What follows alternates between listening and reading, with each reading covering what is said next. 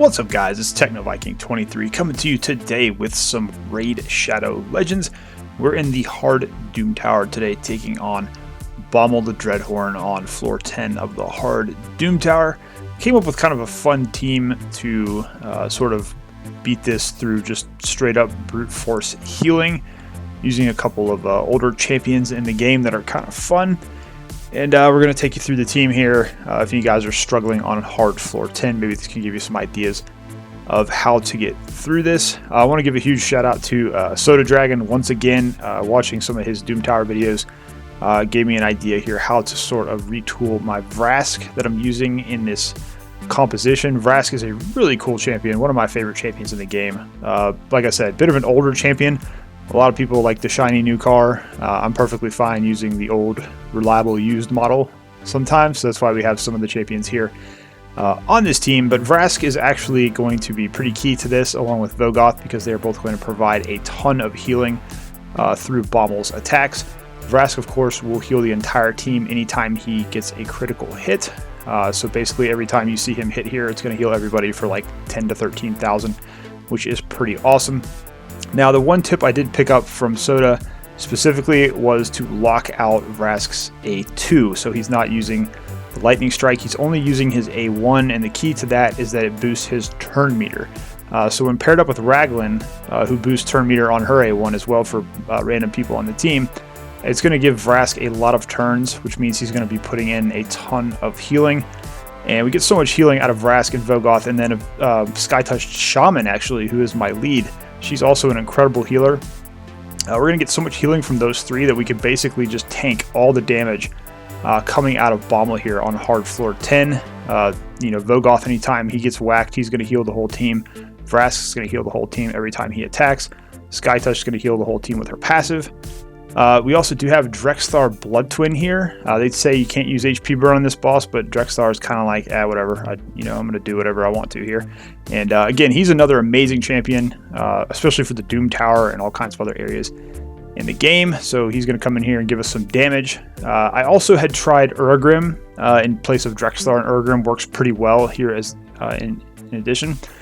He's going to put out some poison damage, and then you also will get some extra healing from Uragrim, so he's another good choice if you do have him.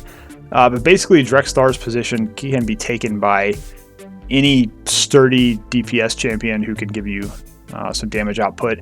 My Drex is pretty sturdy. He's very high resistance. My Drexthar, Sky-Touched, and Raglan here, I believe, are all 300, 400 resistance.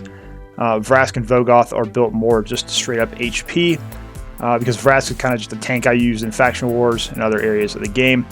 And then Vogoth is actually sort of built for Arena. I use him on Arena defense once in a while, and also in a Ghost second team that I use. So he's basically just very high HP and also in a shield set. And you'll kind of see the numbers they put out here. We'll go over the gear and everything as well once we get through the fight. The only thing about this fight that does take a little bit of time is getting through the waves with this team, because they don't really do a ton of damage. But once they get the BOMMAL, you can see here, they handle him fairly easily. You can see Vrask, of course, coming in with the big healing numbers there. Sky-Touched Shaman as well. They're sort of going to bounce that big healing back and forth with their passive abilities. So kind of a fun little team we put together here.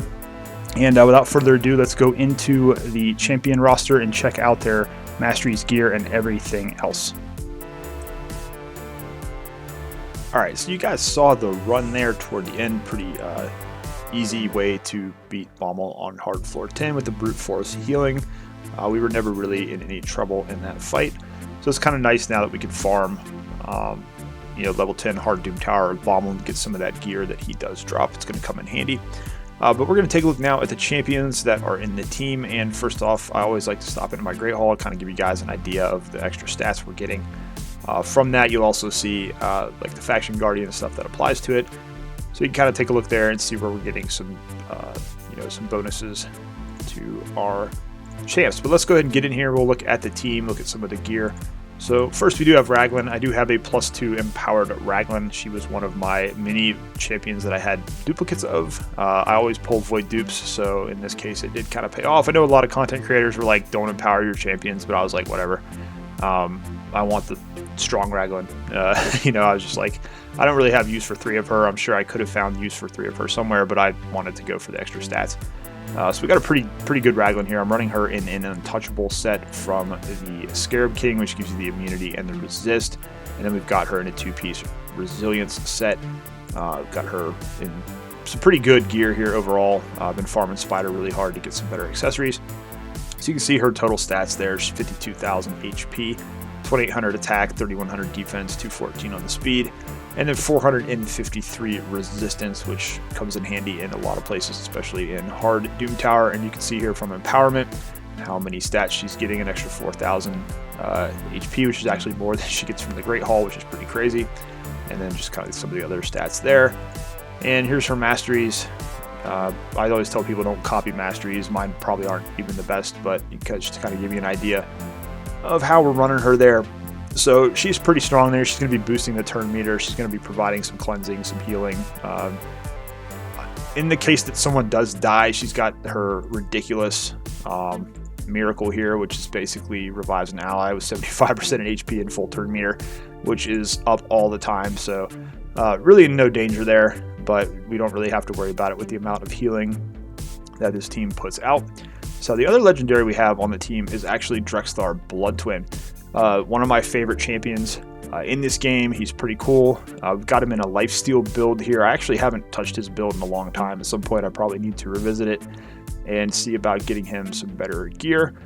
But Drexthar is pretty awesome, and even though they say don't use HP burn on BOMMAL, Drexthar is kind of like whatever, I do what I want. So he's a great champion. If you have not gotten him from the Bazaar in 3v3 Arena, work on it, because this guy is so good and so much content. I know he was slept on by a lot of people, and a lot of people always said he was really bad, but he's actually one of the better champions in the game once you get him built out. You kind of see his masteries here, just kind of the general stuff there. Going into his build, 46,000 HP, 4,600 defense, 182 speed. He's 381 resist, could get that a little higher, but you know, it is what it is right now. So that's kind of what we were running him at. You can see those HP burns staying up actually do quite a bit of damage on BOMMAL when you're just trying to wear him down. And since you are surviving anyways, it doesn't really matter when you have those HP burns up. So those are the two legendaries we have on the team. We can come down a little bit further here and talk about some of the epics that we were using. Now, oddly enough, we actually brought in Skytouch Shaman. If I can find her, where is she? Oh, there she is. She's got a weird portrait. I can never quite figure out where she is. So I hadn't actually used her since Faction Wars, and she's still in kind of her 5-star untouchable set that I put her in, plus some immortal gear, just to get that extra healing to kind of counteract some of her own skills. So we actually didn't have her masteries done either. The first time I beat this with this composition, her masteries, I hadn't even started them yet. So it just kind of, she works out pretty well. Even without books and masteries, she puts out a ton of healing. And you can see here, just her basic stats. We've got 61,000 HP, defense 2,500, could be a little bit higher. We'd like to get around, we'd like to get at least above 3,000. 203 speed, 322 resistance.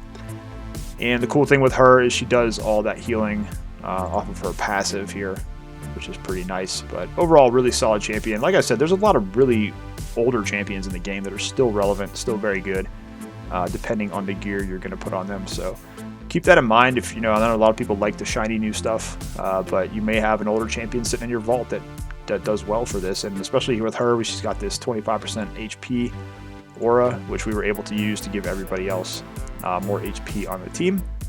So let's look at Skytouch Shaman. And let's go on down here. We've got a couple more in the spirit category. So take a look at Vogoth now. My Vogoth is actually built as part of my arena defense team. I really didn't change anything with him. He's in a shield set. He's got 2 reaction pieces on that we got from Clan vs. Clan, so that's kind of how we have him built. His speed is not great because, again, he's on my Go Second arena defense team, or my Go Second team I use sometimes to attack. So he's basically just built to tank the hits. He's got 86,000 HP. 2,800 defense, again, that could be a little bit higher. Speed's not anything to write home about because obviously we don't care about that on arena defense. And then 276 resistance, but he's just there basically for his passive, where he's going to heal all allies by 50% of the damage received. So you kind of saw that at work. Every time those bombs explode, he just heals everybody for a bunch. So pretty good champion overall. Vogoth is one of the better new champions that's come out in the last couple of months. So he's pretty cool. And then we kind of move on to the star of the show. Again, kind of like Skytouch Shaman, another older champion, Vrask, who in my opinion is one of the better champions in this game. He's still very cool, has a really solid kit, and he's got that A1 that you just want to keep hitting over with to get that boost turn meter. You can kind of see how my Vrask is built here, 105,000 HP. Defense is a little low at 1900, but it kind of makes up for it with that massive HP there. You can see we're getting 71,000 HP from our gear, which is pretty cool. 183 speed. He's an HP percent boots, so that kind of shows you if you have the gear, you can still get a pretty good built champion even without using speed boots. That's kind of, as you get later into the game, what you kind of want to look for when you're building some of these support champions. Crit rate obviously over 100% because we want him to be critting every single time so he gets that heal off. Resistance is a little low, but it doesn't really matter because he's got so much HP. The guy's just a massive tank. And of course, we're going for the cannibalism passive where he heals everybody by 10% when he inflicts that critical hit. So you kind of saw him at work there. Now, again, we have Lightning Strike disabled on this team, so we're just using this A1 to keep filling his turn meter. That plus Raglan boosting everybody's turn meter lets him take a bunch of turns, and that's how he's able to generate so much healing. And again, shout out to Soda Dragon for pointing that out in his video. That was actually something I hadn't picked up on. I basically was just using Vrask for the heals. Didn't realize, oh hey, if he's boosting the turn meter all the time with that A1, he's going to get more turns. So another shout out to Soda Dragon. He's got some incredible Doom Tower videos. If you guys aren't watching him, I'll leave a link down below so you can check him out. Great channel. Has a lot of really good guides on the game there. So that's basically the team. You kind of saw it at work there, and we can go in real quick and take a look at the setup we have. I'll go in here, and then of course Senti had to embarrass me, and I had the #1 time for a while. He's just like, oh, watch this. So as always, he's got to come in there and take it over. But you see our best time there, 748, 209 turns. We do have the team set up here. If I can get down to it, here we go. So you can see there, Skytouch, really nothing on her, nothing on Raglan. We just kind of run them together. But you can see here we have the Lightning Strike disabled on Vrask. Drexthar is pretty much doing his thing, and then Vogoth the same. Now I was kind of thinking it might actually help if we turned off Wave of Revulsion and just have him hitting with his A1 over and over again to kind of prolong that that HP burn that Drex puts out. So maybe we'll test that later, but that's kind of just an idea of how the team is set up there, and gives you guys a good look at the gear and the stats on all the champions that we were using there. So if you're having some trouble getting through BOMMAL on hard 10, if you can't use one of the solo champions, or you just don't have the other strategies, maybe you can try the brute force healing, because it seems to work if you have those champions. If you're just healing all that damage that BOMMAL does, it really doesn't matter. It's just going to be a slow slog through it. And honestly, in hard Doom Tower, it doesn't matter what your time is. It's just like, can you get through the boss? Can you just beat it and keep progressing? That's kind of what you want to go for. And then if it's a long time, you just maybe farm it while you're AFK. You know, just set it up while you're going to work and let it farm through all those keys while you're not there. That's kind of what I do. I just put it on in the background. During the day, I run my 15 keys through, and just, it doesn't matter how long it takes because I'm not there playing the game. So that's kind of what I do with it there. Anyways, guys, hope you found this video helpful. As always, I hope you guys are having a great day. Thank you as always for watching, and I will see you again next time.